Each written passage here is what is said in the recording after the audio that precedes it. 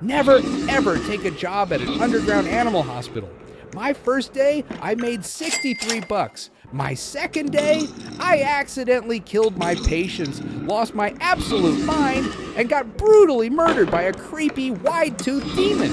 Here is how my entire life went downhill in less than 2 shifts. It started normal. I checked the hospital view, registered my first patient, and did some routine lab tests.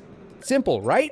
I gave out some stomach medicine, treated another animal with eye drops, and the chief doctor even praised me. He told me he was opening a new clinic and wanted my help. I thought I was a natural. I was wrong. Day 2 hits and things go completely off the rails. My insanity levels started dropping fast. Suddenly, I look up and see a literal demon ghost standing, and I blinked and he vanished. I tried to focus on my job, patching up bleeding wounds and handing out reports, but my sanity was completely gone. I was chugging coffee just to stay alive.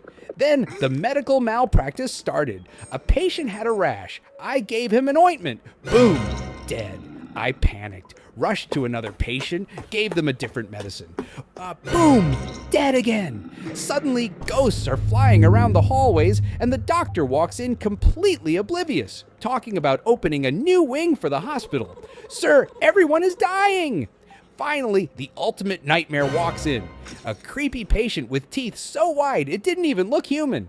I admitted him, completely forgot which room he went into, and ended up in the surgery room by mistake. I saw a patient, panicked, grabbed a scalpel, and accidentally sliced him to pieces. Another casualty.